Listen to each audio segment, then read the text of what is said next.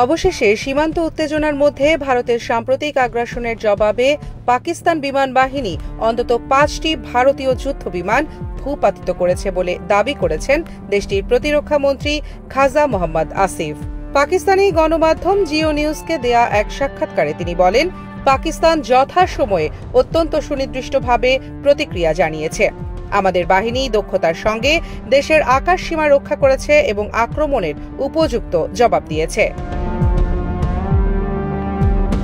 প্রতিরক্ষা মন্ত্রীর মতে এই পাল্টা আঘাতে পাকিস্তান কৌশলগতভাবে এগিয়ে গেছে।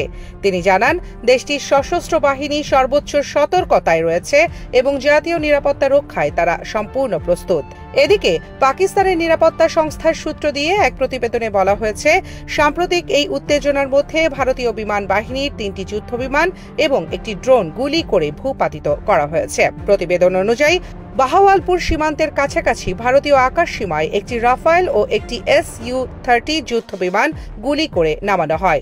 একইভাবে ভারত নিয়ন্ত্রিত কাশ্মীরে পুলওয়ামা জেলার আওয়ান্টিপোরো অঞ্চলের দক্ষিণ পশ্চিমে আরও একটি রাফায়েল যুদ্ধ বিমান ভূপাতিত করা হয়েছে বলে দাবি করা হয়েছে।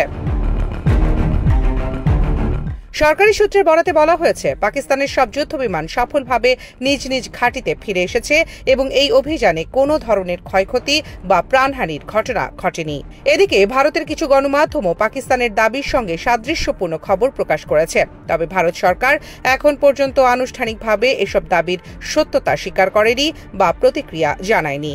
পাকিস্তান স্পষ্টভাবে জানিয়ে দিয়েছে, তারা আক্রমণ চায় না, কিন্তু দেশের সার্বভৌমত্বে হস্তক্ষেপ করা হলে তার জবাব দেয়া হবে কঠিন ভাষায়।